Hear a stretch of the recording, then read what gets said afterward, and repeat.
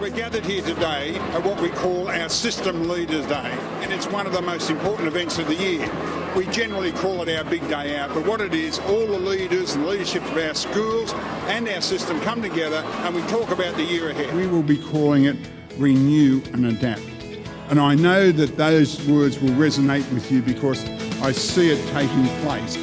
The renew part is taking what's worked well, what we've learned, and make it vital for the 2015 school year. The adapt part is to say, well, we saw some things that we haven't done that maybe we could do.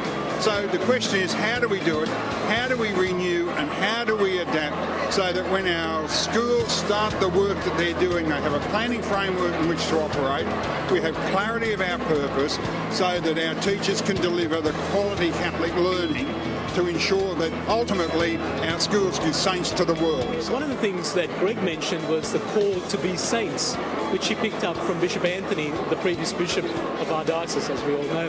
And it took me back to when I was a newly ordained priest, and a banner that I saw that saints are the sinners who keep on trying. So the call to be saints are not just for the special few, but for all people, because we're all sinners. None of us are perfect, but it's the ability to keep trying, to keep never giving up. It's always a terrific day. It's always a great way to start the year, and I always look forward to Greg's speech because it's always full of passion. And then we move on to the practical side of things, and so I really feel like I have some directions to take for 2015. I really believe that there is a wealth of information that can be transferred from the family home into the schools, and also that families can really, take the expertise that the schools give the children and use that at home. I was really glad to hear from some parents, and I could only hope that parents from our school say similar things. We had some wonderful guest speakers. Why does student voice matter?